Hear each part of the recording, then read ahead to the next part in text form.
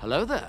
This is where the fun begins. What's up, guys? Unofficial Star Wars here. Hope you're all doing well, and in this video we are going to be discussing Kathleen Kennedy out of all subjects into the regards of a galaxy far, far away. I feel like I rarely will ever have a video that's centered around her specifically, but that's exactly what today's video is about, and more specifically, in her defense. Stay tuned for more, of course. We're going to go ahead and we're going to hop right on into it. Before we do though, however, grab the subscribe button if you haven't already, as we're discussing and covering all types of Star Wars related news, leaks, rumors, theories, and breakdowns here on the channel. So, if you guys are into any of that, go ahead and grab that subscribe button today. Okay, so in this video we are going to be taking a quick read from the Direct's article. I'll have their article linked in the description down below for you guys to check out there, as well as an overall garnering source. Star Wars boss, Lucasfilm President Kathleen Kennedy is not as of a woke warrior, quote-unquote, at Disney, if you will, as most people kind of put her out to be. Yes, you, typing that comment, probably right now. Lucasfilm President Kathleen Kennedy took plenty of backlash from much of the Star Wars fanbase due to her advocating for diversity, but she may not be the woke warrior that some believe her to be at Disney, and that she is doing a lot more good than, I guess, quote-unquote, bad. I don't know what you would really consider bad. She's putting out Star Wars content. I would have to say my own thoughts and opinions, of by which I would love to hear all of your personal thoughts and opinions in the comments down below. The only real time that Kathleen Kennedy has really fumbled in the last couple of years is failing to put out new Star Wars movies after the sequel trilogy. Last year, 2023, we were supposed to get Patty Jenkins' Rogue Squadron movie. That fell flat and never happened. That is what I would deem technically a failure. But anything else above all, simply putting out new Star Wars content at the very least is, I think, the very least that we could hope for and anticipate for, and that she is doing the work to still kind of keep a steady stream of new shows or new projects to look forward to. But a new movie or two is something that we're hoping to see within the next couple of years, especially with the recently announced and anticipated Mandalorian and Grogu movie. After Daisy Ridley was cast as the lead in the Star Wars trilogy, though, taking it back a couple of years back now, nearly a decade actually, and other female actresses like Rosario Dawson and Natasha Liu Bordizzo taking on their prominent respected roles as Ahsoka Tano and Sabine Wren within live action, some fans have claimed that Kathleen Kennedy was pushing a political agenda. I don't really know how or why necessarily. Those characters are just, I guess, characters at the end of the day. Why does it matter what they look like or who they are necessarily is beyond me. Especially for characters like Ahsoka or Sabine Wren, pre-existing characters from that Lucasfilm era. Why are we complaining about this? This later has, of course, led to the Lucasfilm boss, Kathleen Kennedy, being described by that sector as woke. I think more recently, even though it was probably a couple of months ago now, thinking back on it, the popular adult animated series South Park even released a special that had featured Kathleen Kennedy in a satirical manner as the face of this woke community at Disney, claiming that she only makes decisions to pander to everyone. The upcoming Disney Plus series, The Acolyte, out of all subjects, of by which we'll discuss more in just a moment, has also been subject to the same criticism due to it featuring a female writer, a director, and a showrunner, Leslie Hanlon, oh no, and putting much of its focus onto female characters as well, all at the same time. I know, it's absolutely horrible, I can't, I know. But seriously, who cares? If it looks good and it turns out good, who cares who made it, I think, at the end of the day. If it was an all-female kind of showrunner, essentially a female director, writer, essentially, that had taken on this project of The Acolyte, especially here, why does it matter? It looks good based off of the trailer, let alone already, and a lot of the different promos that we've been getting, the different kind of marketing and promoting for this upcoming Disney Plus series that has been beginning to ramp up more and more. It honestly looks like a really awesome show, and I really can't wait for it.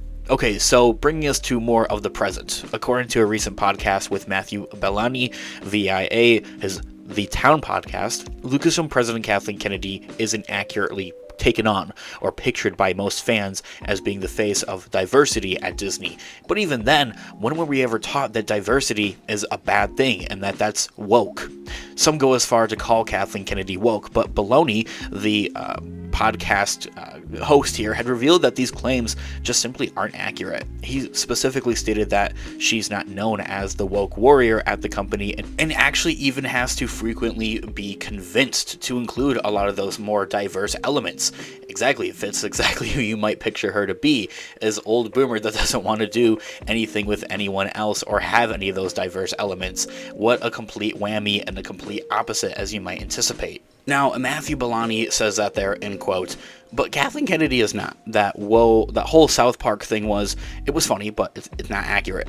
Within Disney, she's not known as this woke warrior. She kind of actually has to be convinced, from everything that I've been told, and that she kind of has to be convinced to do this kind of stuff. Ending that quote right there.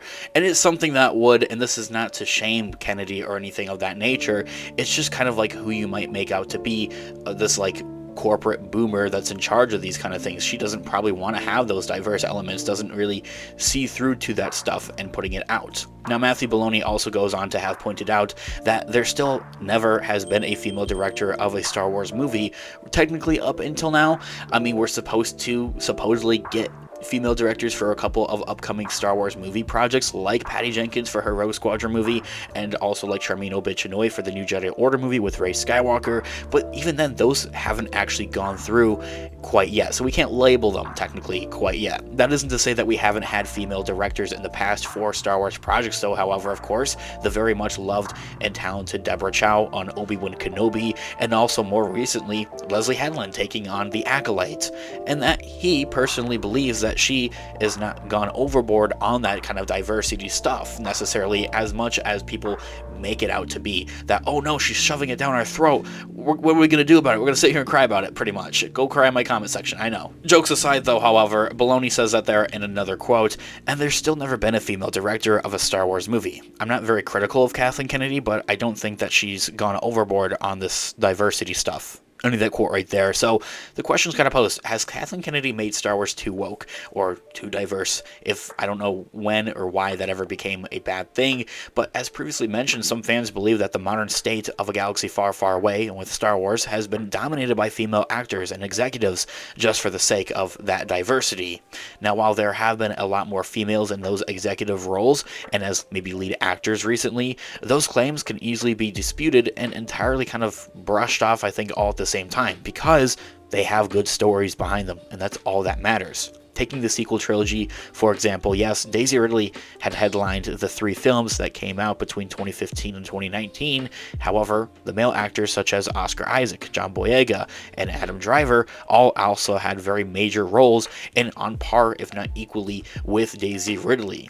It's also important to note that the 2 directors who had brought those sequels to life, J.J. Abrams and Rian Johnson, are both men at the same time as well. And as I also recently touched on there for a brief minute as well, when looking at the Star Wars shows that have been released on Disney+, the same can be said. Rosario Dawson was the focus of Ahsoka, the Disney Plus series, and Natasha Liu Bordizzo also taking on a major role as Sabine Wren, but other projects such as The Mandalorian, Andor, The Book of Boba Fett, Obi-Wan Kenobi have all taken on those male headliners. A lot of fans are also pointing out that The Acolyte will be directed and written by Leslie Headland, oh no, a woman, claiming that she only got the role because Kathleen Kennedy is striving for that diversity, or that other executives are pushing Kathleen Kennedy to take on that diversity actually. Aside from Obi-Wan Kenobi, which was directed by Deborah Chow, as I had mentioned, no other Star Wars projects have wholly directed or been written by a female, making just about all of these different claims completely baseless.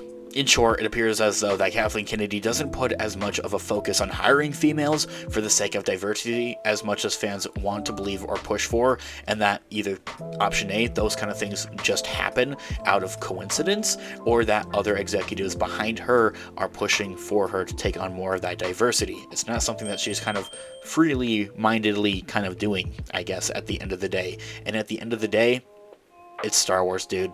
I don't know, it's for entertainment. It's for kids. Technically, I guess, at the end of the day, yeah, a lot of us adult fans out there still very much love it and enjoy it, but it's for kids. So, and it's Star Wars. But anyway, let me know what you guys think in the comments down below.